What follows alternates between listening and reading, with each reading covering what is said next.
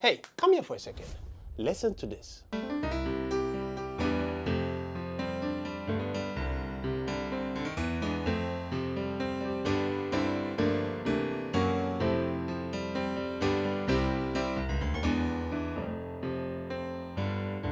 You hear this and you're like, wait, how?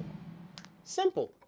Passing chords. Now, take a pen and paper. So, what are they? Think of it like this.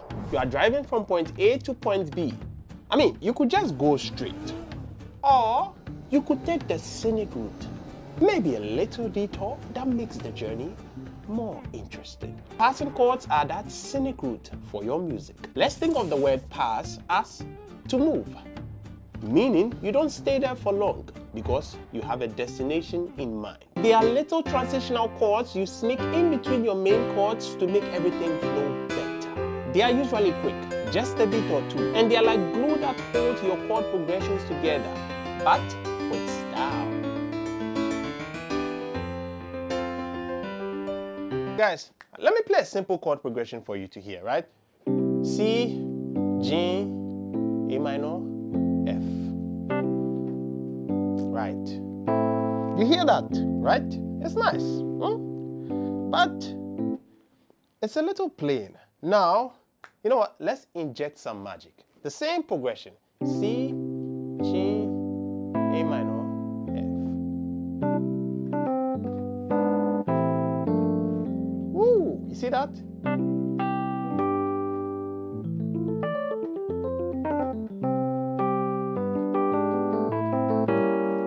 You see? Now, you feel it, right? You see the difference? It's subtle, but huge. That's the power of passing chords. They add color. You see? Exactly. They create tension that resolves beautifully, and they just make your music sound expensive.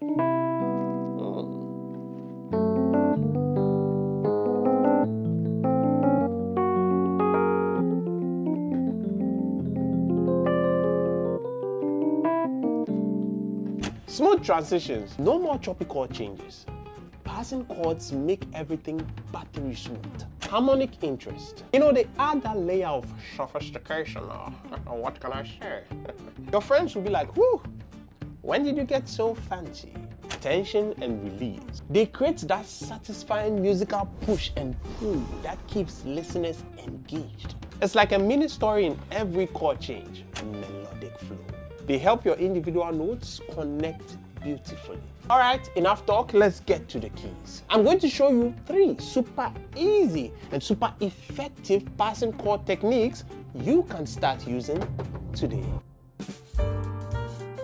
Now, this is probably the easiest one to grasp.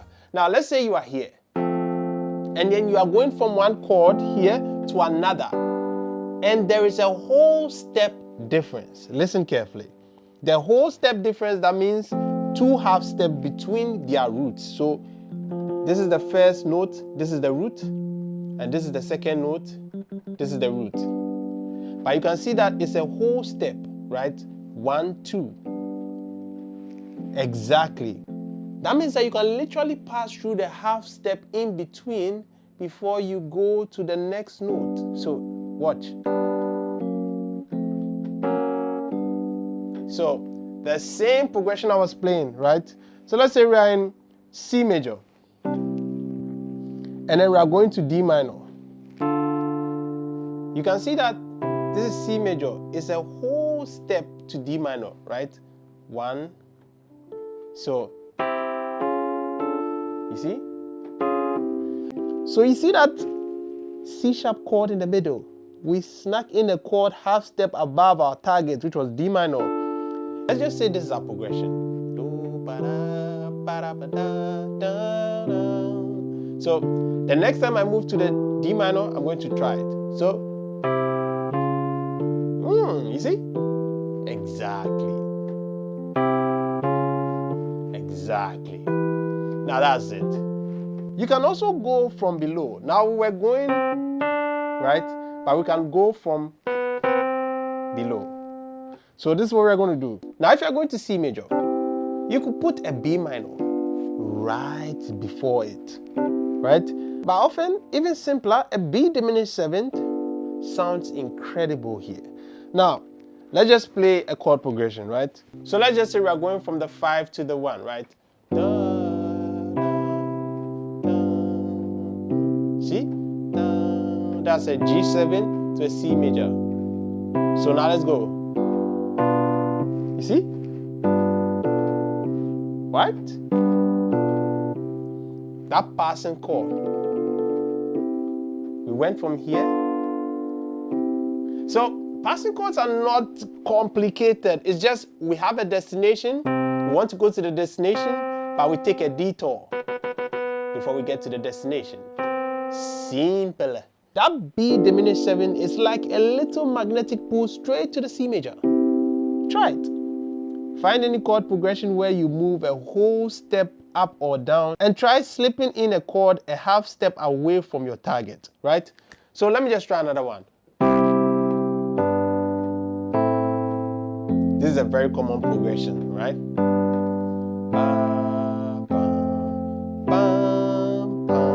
This is a whole step. So, you see? Right? I played a diminished there.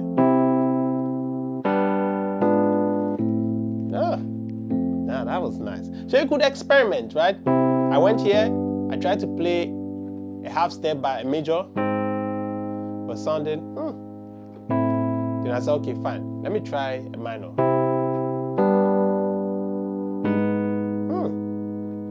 That one was nice.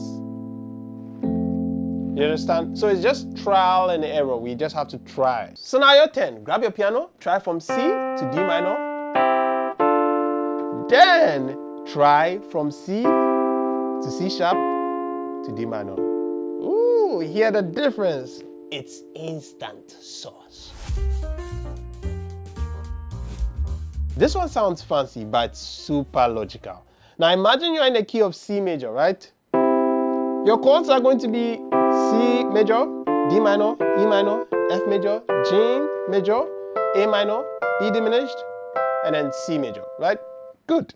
Now let's just say we are going from C major to D minor. The D minor chord is important, right? Yeah. So now, what if we treated the D minor as if it were a temporary home for a second?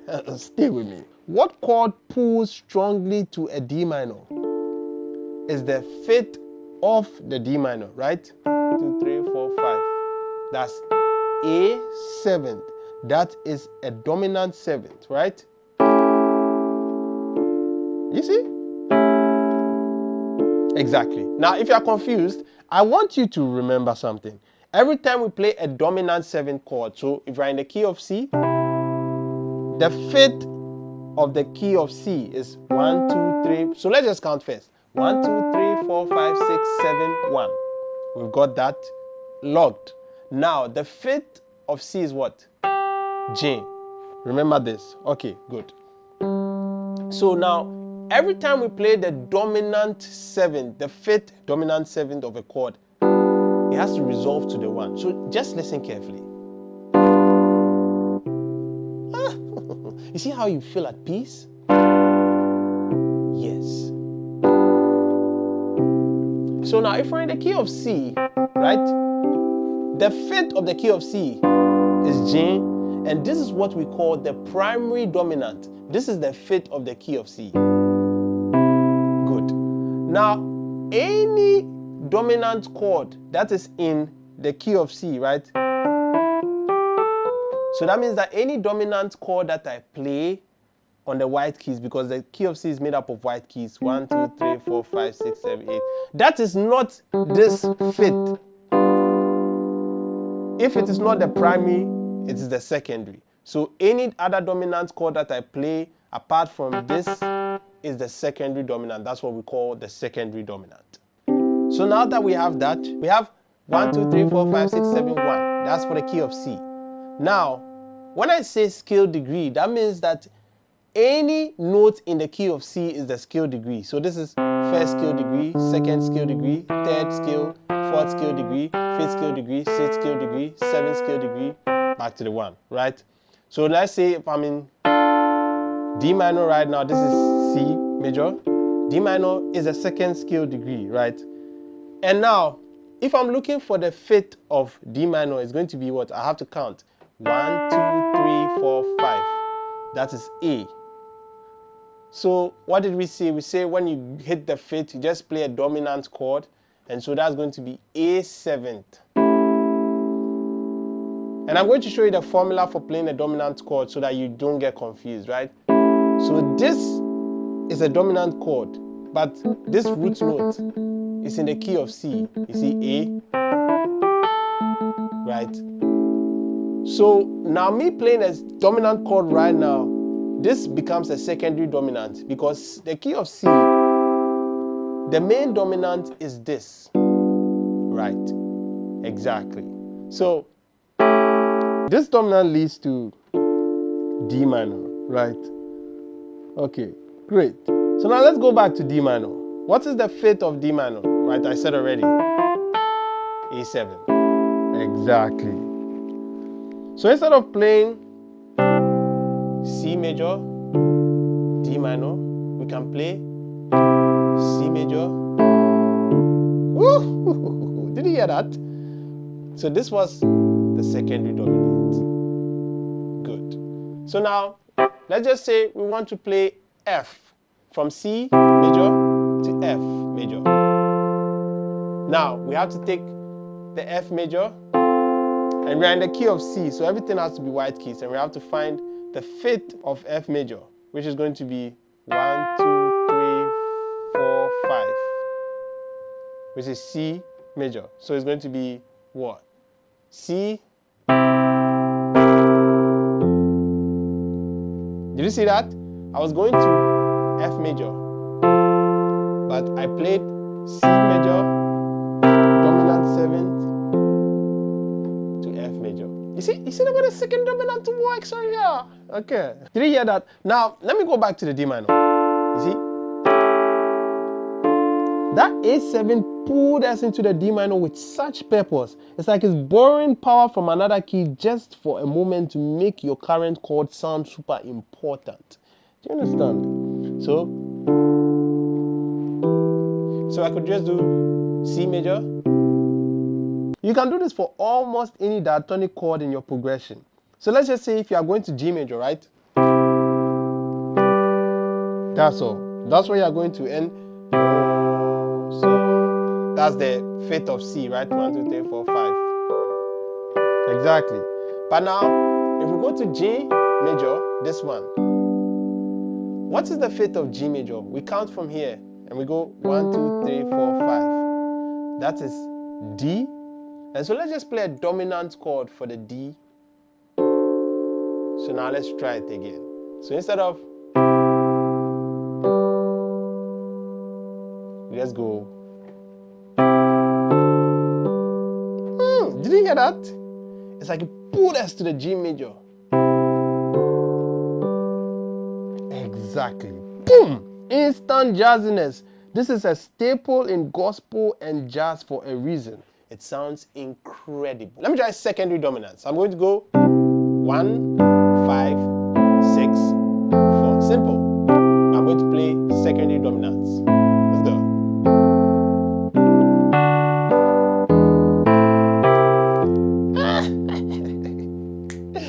Thank you.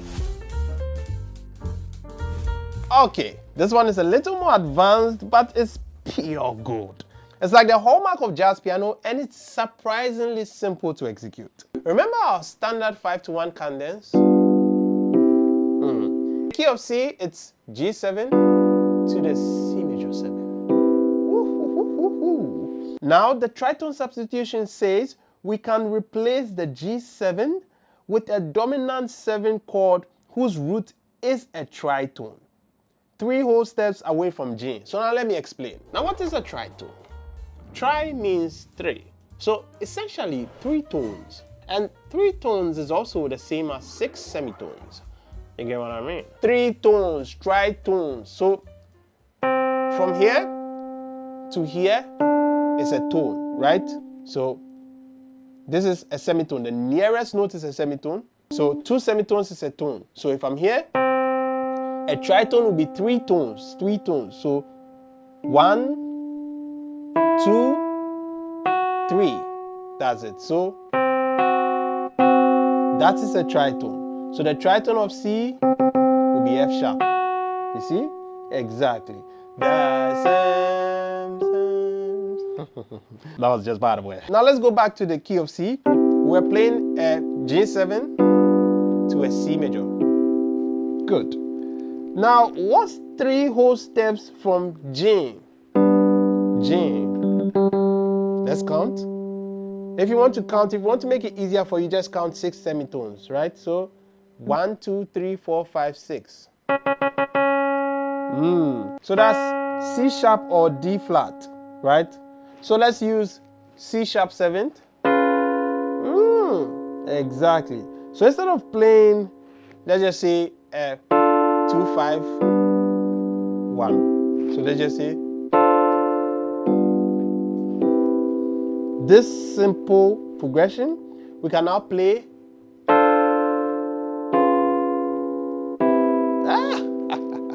Do you feel it? Do you feel, what can I say? Let's go again. 2, 5, 1. So I could do 2, 5, 1. 2. Now the tritone, I was supposed to go here, right?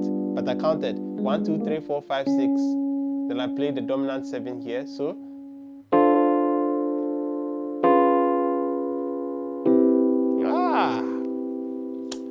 chef kiss. You see the difference? It's supposed to be.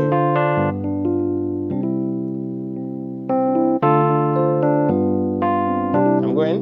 See? I'm going.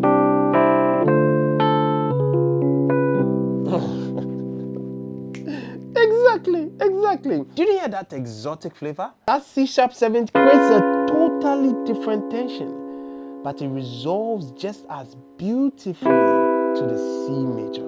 It's spicy, it's cool, and it's a little unexpected, right? If I'm playing like that, then I go. And it screams, I know what I am doing. The reason it works is that the G7 and the C sharp 7 share some notes. Watch carefully.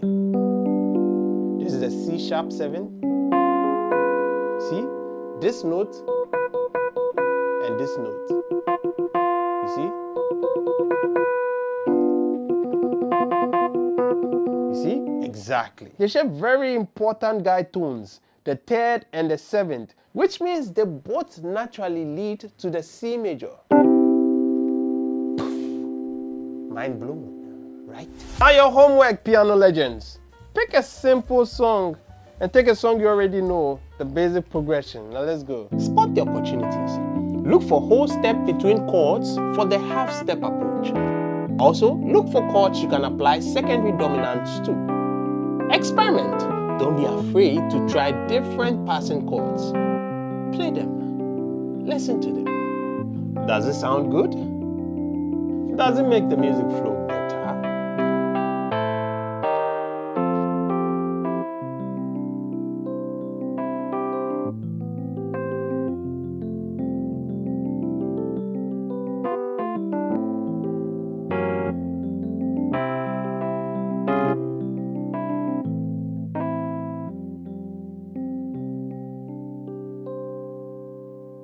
The key is to listen. Your ears are your best guide here. Now, you see how much richness and movements these little chords add? Listen, they don't change the fundamental song, but they make it sing. Now, if you found this video helpful, smash the like button. And of course, leave a comment telling me which of the passing chord techniques you are excited to try first. And of course, if you haven't already, subscribe for more piano awesomeness. And also to see music theory demystified. And if you also want to get the chance to hop on a call with me, join the waitlist. The link will be in the description. Keep practicing, keep experimenting, keep making beautiful music. I'll catch you on the next one. And until then, be creative.